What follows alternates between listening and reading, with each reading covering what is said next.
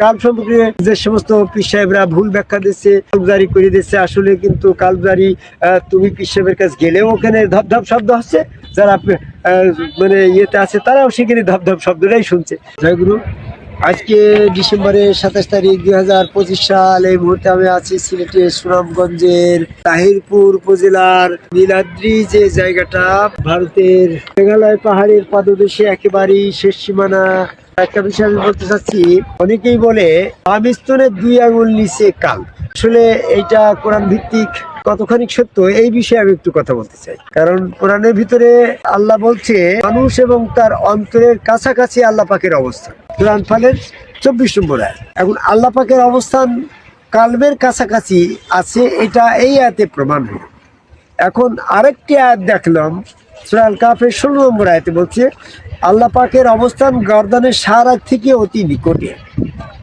তো গর্দানের শাহরাগটা আমার মস্তিষ্কের কাছাকাছি, এটা হচ্ছে এর থেকেও যদি নিকটে হয় তাহলে আল্লাহ পাক মস্তিষ্কের ভিতরে। আর আল্লাহ যদি মস্তিষ্কের ভিতরে হয়, অবস্থান করে কাছাকাছি, আর কলব যদি আল্লাহ পাকের কাছাকাছি থাকে বা আল্লাহ যদি কলবের কাছাকাছি থাকে, তাহলে তো বাম স্তনের 2 আঙুল নিচে এটা তো বেশ খানিকটা দূরত্ব হয়ে যায়। কি ঋষিমানি বুঝতে পারছো? ম্যাথমেটিক্যাল টার্মে যদি বোঝাতে যায়, আল্লাহ কলবের পাশে আর আল্লাহ কলবের পাশে, আর গর্দানের শাহরাগ থেকে আল্লাহ অতি নিকটে। আল্লাহ যদি গর্দানের শাহরাগ থেকে অতি নিকটে হয় আর কলবের কাছাকাছি যদি আল্লাহ পাকের অবস্থান হয়, তাই আল্লাহ এবং কলব মানুষের মস্তিষ্কের ভিতরে পড়ে। বুঝা গেছে? তাহলে যারা বলছে বাম স্তনের 2 আঙুল নিচে কলব, এটা হচ্ছে কোরআন ভিত্তিক সত্য কথা না, এটা ভিত্তিহীন একটা মিথ্যা বানোয়াট কথা, এরা মূর্খের মতন কথা। যারা বলে যে বাম স্তনের 2 আঙুল নিচে একটা মাংসপিণ্ড আছে, এটা হচ্ছে কাল, এটা ধপধপ করে কালব জারি করে দেয়। বর্তমানে আটরশির পীর সাহেব, চন্দ্রপাড়ার পীর সাহেব, দেওয়ানবাগের পীর সাহেবরা এখানে দেখাচ্ছে এরা আসলে আদম সেজদা বিরোধী কাফের। এই সমস্ত ভণ্ড গুরুর বায়াত গ্রহণ করে তারা যে সমস্ত কালবের অনুভূতিরা দেখাচ্ছে, ওই সমস্ত জায়গায় আল্লাহ তো থাকে না, ওখানে শয়তান থাকে। কারণ মানুষের মস্তিষ্কের ভিতরে আল্লাহ পাকের অবস্থান, মস্তিষ্কের ভিতরে শয়তানের অবস্থান। যদি কালটাকে নির্দিষ্ট করা হয়, তো ওখানে তো মাংসপিণ্ড, ওটা তো আল্লাহ পাকের অবস্থান ওখানে না। এটা কিতাতাল লাহমি, লাহমি মানে মাংসপিণ্ড। এটার এই মাংসপিণ্ডটাকে হৃৎপিণ্ড বলা হয়। ইংলিশে যদি ইন্টারন্যাশনাল ল্যাঙ্গুয়েজে গিয়ে যদি আমি কাল সম্পর্কে বিশ্লেষণ করি, তাহলে কাল হচ্ছে আরবি শব্দ, এর বাংলা হচ্ছে অন্তর, আর ইংলিশ হচ্ছে মাইন্ড। মাইন্ড মানে অন্তর বা মন।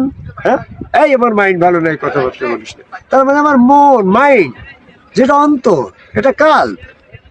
আর বাম স্তনের 2 আঙুল নিচে এটা হচ্ছে হার্ট, এটা হৃৎপিণ্ড বলে।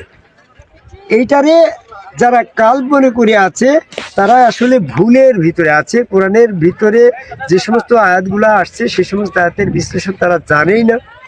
আরেকটা সূরা হুদের 5 নম্বর আয়াতে বলছে ফি সুদুরিল কালব। হ্যাঁ, সুদূর মানে মস্তিষ্কের উপরিভাগ। সুদূর শব্দের 3টা অর্থ আছে।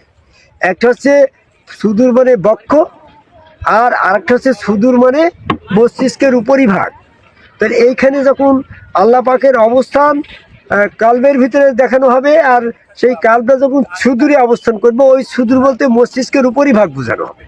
তার ফি সুদূরিল কালব অর্থাৎ যেখানে সর্বোচ্চ চূড়া, মস্তিষ্কের সর্বোচ্চ চূড়া, মানবদের সর্বোচ্চ চূড়া, সেখানে হচ্ছে আল্লাহ পাকের অবস্থান। এখানে কাল, ফি সুদূরিল কালব।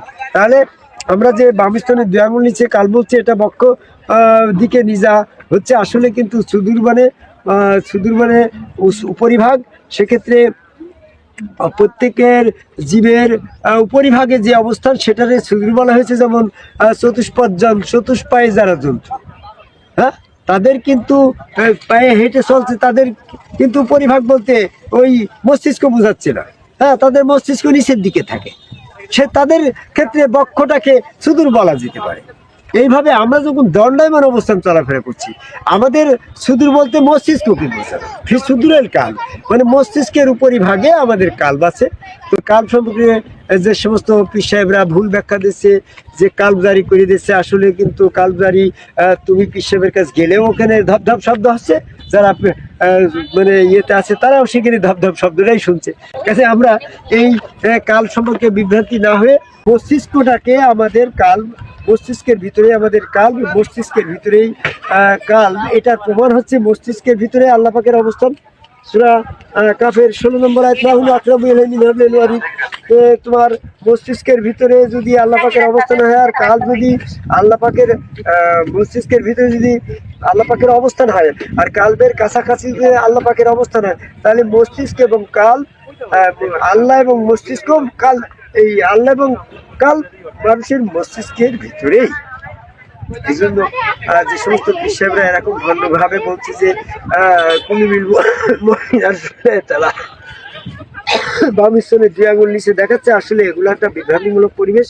এই বিভ্রান্তি, মস্তিষ্কটা যদি অন্তরে, মস্তিষ্কের ভিতরে যদি অন্তর না হয়, তাহলে যখন তুমি গুরু সেজদা করছো, এই বক্ষটা তোর গুরু সেজদায় যাচ্ছে না, তো এখান থেকে শয়তান থেকে যাবে। এজন্য মস্তিষ্কের ভিতরে যখন শয়তান আসছে, আমার এই মস্তিষ্ক যখন আমার গুরু কদম মুবারকের সেজদায় চলে যাচ্ছে, তখন মস্তিষ্কের ভিতর থেকে শয়তান বলছে না আমি আদম সেজদা শামিল হবো না, সূরা হিজরের 33 নম্বর। তখন যে শয়তান থেকে পবিত্র হচ্ছে। আদম কুমার সেজদা বিরোধী যারা আছে বর্তমান, পিসের পিসের চরমোনা, পিসের জামাজ চরমোনা, পিসের দাউনবাগের পিসের ইত্যাদি যে সমস্ত গুরুগণ আছে আদম সেজদা বিরোধী, আসলে এরা শয়তানযুক্ত, এরা হচ্ছে কাফের। এই শয়তানযুক্ত অপবিত্র মানুষের সাথে সঙ্গ নিয়ে যারা আল্লাহ দর্শন করতে যাচ্ছে, তারা ওই রসুল শুরুতে শয়তান দেখছে।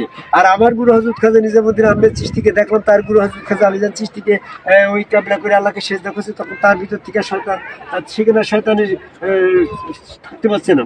তাহলে আমার গুরু রূপে যাকে আমি দেখছি সেটা নিশ্চয়ই শয়তান না, ওইটা আমার আল্লাহ। যাই হোক, বামিস্তরের 2 আঙুল নিচে কালবে ভিত্তিন কথা থেকে বেরিয়ে এসে আদম কুমার সেজদা করে একজন সমগ্র রসুলের কাছে বায়াত গ্রহণ করে অন্তর পবিত্র করার আহ্বান করে আমার কথা শেষ করে যায় গুরু।